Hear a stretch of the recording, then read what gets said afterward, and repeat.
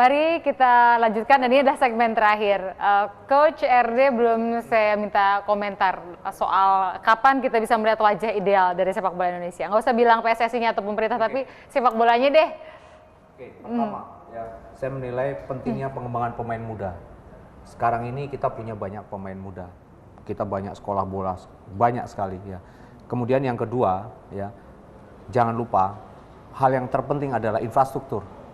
Ini penting. Kenapa? Karena jujur untuk mengembangkan pemain-pemain muda ini menjadi pemain yang nanti punya kualitas, punya potensi bagus, tentu harus diimbangi dengan infrastruktur yang bagus. Kita lihat di Indonesia, Mbak Tina, hampir semua pemain muda itu kebagian lapangan di level 3. Level 1 pasti dipakai pemain senior. Yang kedua dipakai pemain yang divisinya di bawahnya. Nah baru anak-anak muda, lu latihan di lapangan yang jelek. Ini kan salah. Menurut saya ini sebuah pandangan yang salah. Sementara kita ini mau membangun sepak bola modern, sepak bola yang nanti akan mengandalkan kualitas skill dari setiap pemain-pemain kita. Tentu akan butuh lapangan yang bagus. Kita bicara infrastruktur ya.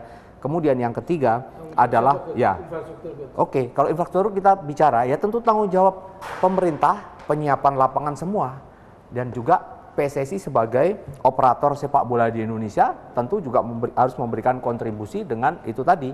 Nanti saya sebutkan hal ketiga di sini adalah membutuhkan coaching education yang bagus dan kemudian juga jumlahnya juga harus lebih banyak. Sementara kita jujur, tenaga pelatih di Indonesia saat ini sangat kekurangan, Mbak. Bahkan program akselerasi yang sekarang sedang dilakukan harus terhenti karena terjadinya pembekuan ini. Kemarin ada kursus-kursus yang sudah semua datang pesertanya dari Indonesia, kita sudah mau buka kursus, instruktur dari AFC datang, dari FIFA datang, kemudian dibatalkan karena memang saya nggak ngerti deh ya. Sebetulnya klasifikasi atau kelasnya pelatih itu seperti apa sih, Coach? Oke. Pelatih pertama untuk mendapatkan lisensi dia harus punya lisensi C license namanya. Itu kursusnya 2 minggu, ya. Kemudian yang kedua, 2 tahun kemudian dia punya kewajiban untuk menaikkan sertifikat itu menjadi B license, yaitu 3 minggu lama kursusnya. Kemudian lari ke level yang lebih tinggi namanya lisensi A atau A license, itu kursusnya waktunya 4 minggu atau 1 bulan. Dan kemudian lompat ke situ ada pro license. Nah di pro license itu nanti kita mau milih dari A, kemudian kita pro license atau kita nyari youth license lagi. Ingat ya, youth license. Nah kita tidak punya satupun pelatih dengan klasifikasi pro license ataupun youth license. Kita nggak punya? Satu pun tidak punya. Saya punya lisensi A, kemudian saya punya international license, tapi saya tidak ngambil pro, tidak ambil youth. Kenapa? Karena memang ini ceritanya mungkin jadi panjang nih kalau saya ceritanya. Tapi kan tadi saya sebutkan ada baru 3 kan, ya, youth development kita belum, kemudian infrastruktur, kemudian coaching education. Yang keempat, digelarnya semua kompetisi di semua kelompok umur. Nah, kalau 4 elemen ini dilaksanakan, ya, dan ini tidak bisa PSSI berdiri sendiri, Mbak, nggak bisa. Contoh, kita mau menggelar kompetisi kelompok umur, kaitannya di seluruh provinsi akan kita lakukan. Kaitannya dengan apa? Dengan infrastruktur. Siapa yang punya? Pemerintah.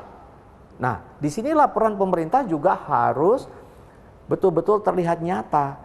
Bahwa untuk membangun sebuah sepak bola Indonesia menjadi lebih baik, itu tidak bisa kita hanya melepas, oh PSSI kamu harus tanggung jawab, tanpa, maaf, mungkin tidak memberikan anggaran, tidak memberikan fasilitas yang ideal untuk membangun sepak bola itu sendiri. Baik, saya ke Mas Hussein. Mas, kalau gitu kan sebetulnya pekerjaan rumah buat semua kok, ya kan? Kita nggak bilang tunjuk sana, tunjuk sini gitu ya.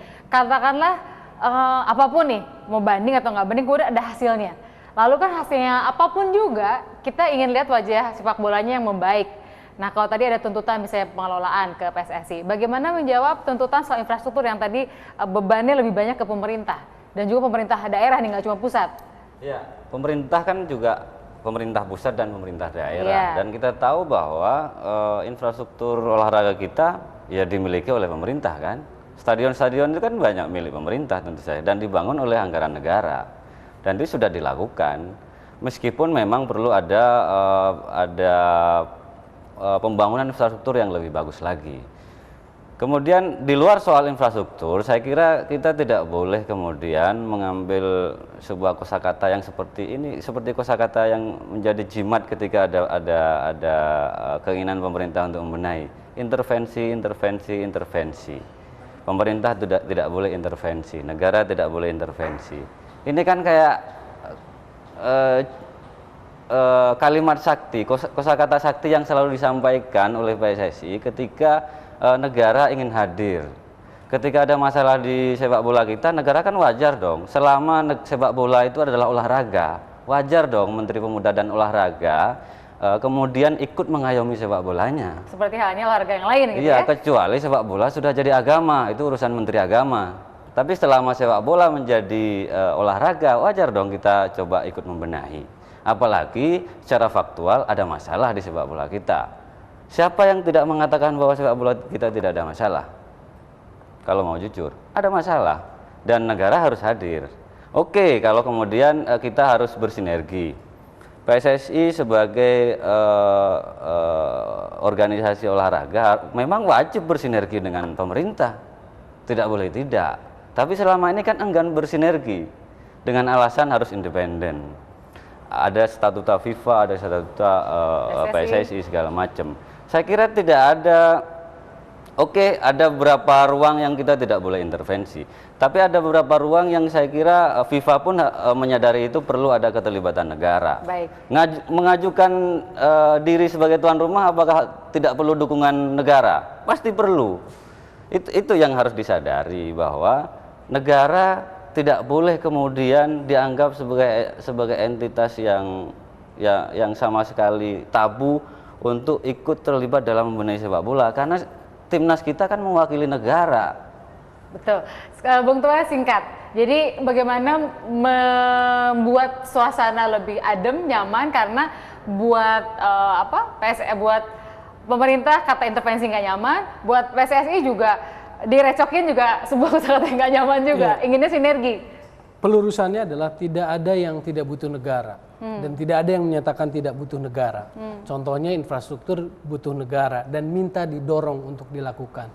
Kalau tidak mengerti apa perbedaan intervensi dan sinergi, bagus kita melihat sebagai dokumentasi misalnya apa yang dilakukan Australia tahun 2002-2003. Itu Australia federasinya dapat uang kucuran dari negara, PSSI tidak. Tapi kemudian mereka akan melakukan sebuah perbaikan dan ada pihak ketiga yang ditunjuk oleh pemerintah. Tapi itu mereka sama-sama menghadap FIFA untuk solusi perbaikannya. Ketika disetujui dan itu dianggap sinergi, maka itu kemudian jalan. Itu yang harus. Jadi caranya, ketika niatnya baik, caranya juga harus baik sehingga kemudian semuanya berjalan dengan baik sesuai dengan niatnya. Tapi kalau sekarang saya melihat bahwa 7 bulan terakhir sejak Desember 2014, sebetulnya sepak bola diacak-acak, menimbulkan kegaduhan, kompetisi terhenti, timnas tidak bisa main. Banyak pengangguran terjadi. Banyak pengangguran terjadi. Tidak akan ada sinergi. Kalau itu yang kalau sinergi baru terjadi itu, ketika intervensi dicabut dulu. Karena kalau sinergi sudah ada itu selalu template-nya. disampaikan oleh Standard Anda, oleh Cooperation teman-teman Agreement. PSSI, tidak akan ada sinergi itu. Baik. Terima kasih banyak Bapak-bapak.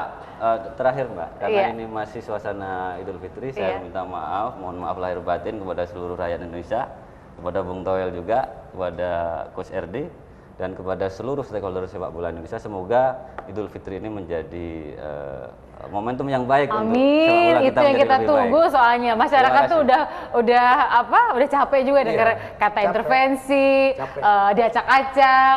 Sebaliknya juga pemerintah merasa harus hadir. Jadi masing-masing punya sudut pandang. Kita ingin dengarnya sinergi ya Coach ya. Betul, kita udah lelah Mbak. Udah capek ya. Udah sangat Sinergi lelah. baru Kita terjadi. siap sinergi, yang jelas kita siap sinergi Harus dan, siap ya. dan Kita harus untuk ingin kebaikan melihat sepak bola wajah kita. sepak bola yang jauh lebih baik. Dan tadi Coach sudah sampaikan ada 4 hal tadi, dari mulai coaching education-nya, infrastrukturnya, youth development-nya, dan jangan lupa satu lagi kompetisi di semua kelompok umur. Kita tutup Talk Time News. Saya Tina Talisa, terima kasih, sampai jumpa. Makasih banyak ya, mohon maaf Mas. lahir batin. Makasih banyak Coach. Terima kasih banyak. Mumpung lebaran Mas, mohon maaf Mas. Lahir batin.